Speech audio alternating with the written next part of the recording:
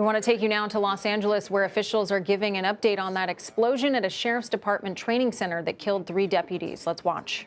And I'll be answering your questions after I speak.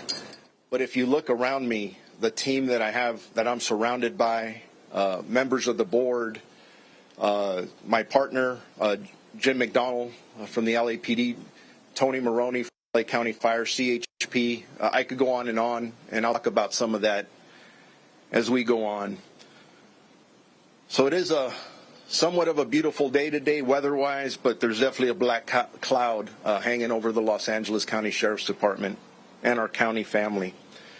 This morning, shortly after 7:30 a.m., an explosion occurred at our Special Enforcement Bureau, arson explosives detail facility located in the 1000 block of Northeastern Avenue in East Los Angeles, which is right behind this hill.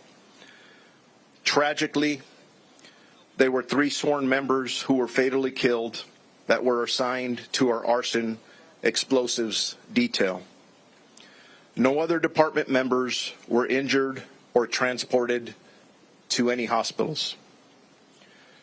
This is, unfortunately, the largest loss of life for us as the LA County Sheriff's Department since 1857. Between all 3 sworn members, they had served our community proudly for 74 years, and that's amongst all 3 of them collectively. 19 years, 22 years, and 33 years. And at this point, we are not giving out their names. One of the reasons it took me a while to get out here, one of my priorities is the families of our deputies.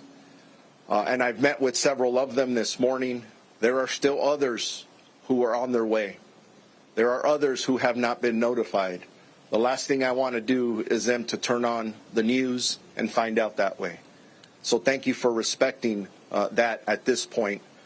My second priority were our employees. Our employees are hurting right now. Members of our Special Enforcement Bureau, other members of our arson detail as well, arson explosives detail. In regards to the details of what happened, I'm going to give you what I have right now. There's a lot more that we don't know than what we do know. But our intent is to look at this from the very beginning and figure out what is it exactly that caused this tragic event. Currently, our homicide detectives are on scene, and they are investigating the deaths that are we are being assisted by the Federal Bureau of Investigation, who are investigating the post-blast portion of this incident. You have seen other vehicles other than FBI. You've seen the ATF here. They will be assisting the FBI as well. I am very grateful to the bomb squad of the Los Angeles Police Department, and I mentioned Chief Jim McDonald standing behind me here. They immediately came out to assist after this explosion occurred to render the devices safe. And just so all of you know, they were just rendered safe within the last minutes, right before we walked out here. So it was still an active scene. It wasn't stable, and definitely a very active scene as we go forward. At this time, we do not know the cause of the explosion.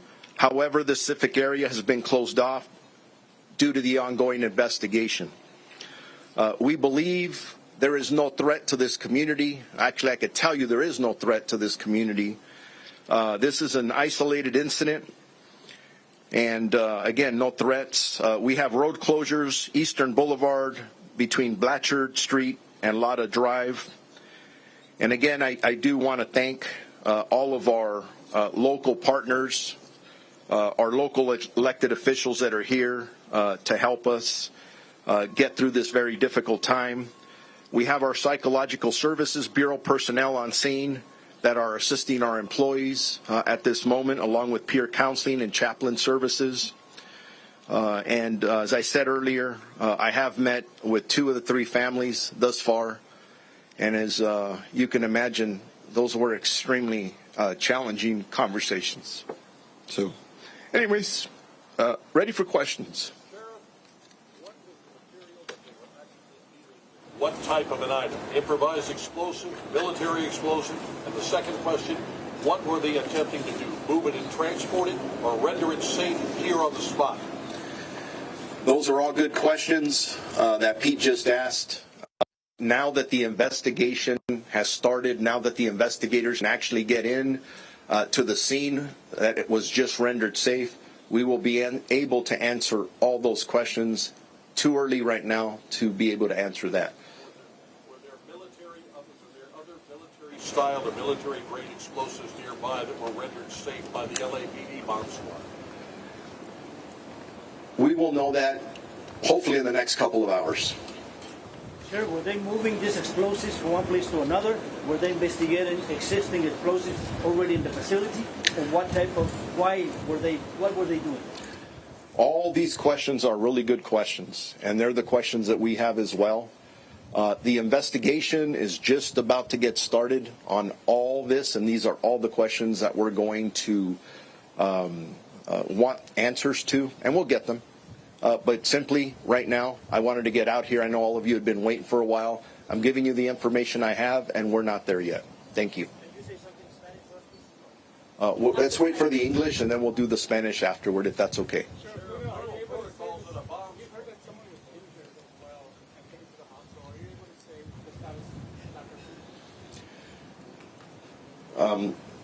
Earlier, we had 3 fatalities of our employees, which I call heroes, or very heroic in the work that they do.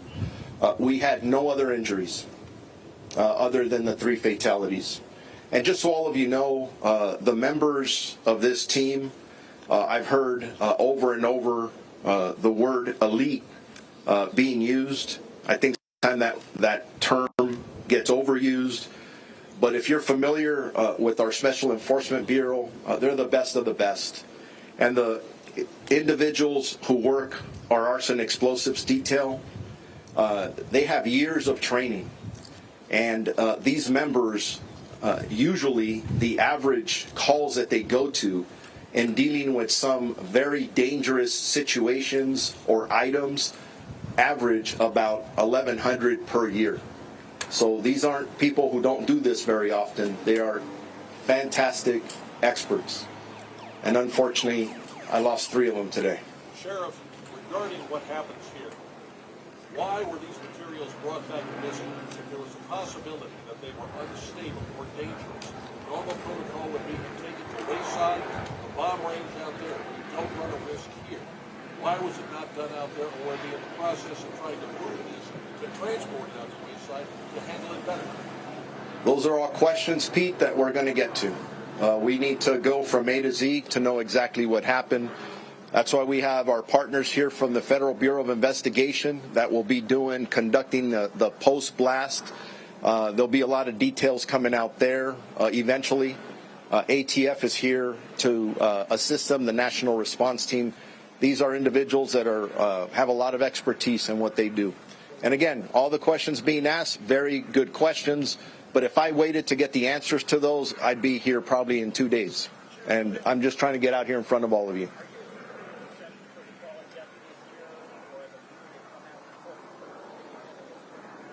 The question is, are we anticipating a procession for our 3 heroic deputies who passed away? And the answer to that is yes. There will be a procession. I don't have any specific information on that. But it'll happen in the next several hours. Sheriff, we understand that you're still gathering information, but perhaps because of the nature of what we're dealing with, laws, for example, everything, tell us a little bit about the building environment or anything at all that you did, any kind of preliminary investigation, because as you have said, you guys know whether it's preliminary or so this seems to be something completely out of your agency. I don't have the answers to those questions yet. And again, getting out here, trying to be out here at this time to inform all of you, our community, To know what we know at this time was very important.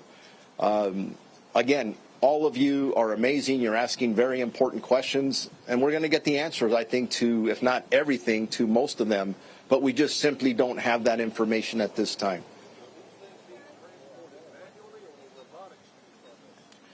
There is currently an investigation going on to determine what happened from the very beginning to the end. I know everybody wants answers. Please understand, we just rendered the scene safe. Within the last 30 minutes, the LAPD bomb squad rendered the scene safe. We have to go back, investigate what happened from the very beginning, and we'll get there. Just not going to happen this soon. I would be very irresponsible to try and answer a lot of these questions without the information that I need to positively give you facts, and I don't have the facts at this point. Sheriff, we understand that you're telling us everything you can tell us, and we understand we got to wait. By when, roughly, you think you can have another press conference to tell us more information? We'll, through our Sheriff's Information Bureau, we'll put something out in the next couple of hours of when we would have more information, but I'm going to tell you right now, based on my experience, when we're conducting these type of investigations, it doesn't take hours to get some of this information. It takes days and weeks. We do not rush this investigation. We want to make sure that we're extremely thorough. Ladies and gentlemen, we lost 3 lives, and we want to make sure we know what happened. We don't want to repeat for this. And again, all questions are being asked are very legitimate. There are other law enforcement agencies who have bomb techs, not only around the country, around the world, that want to know what happened here. So we want to make sure that no one else, we don't repeat this, right? So thorough investigation will be done by multiple agencies, and we'll get back to you about it. It sounds like everything is repeat questions about the incident.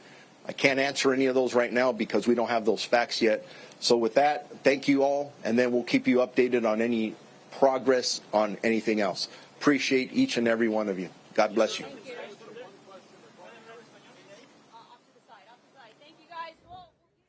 And we've just been listening to a press conference from the LA Sheriff's Department about that explosion that happened earlier that killed 3 members of the Sheriff's Department. So I want to bring in CBS News Crime and Public Safety Senior Coordinating Producer Anna Schecter.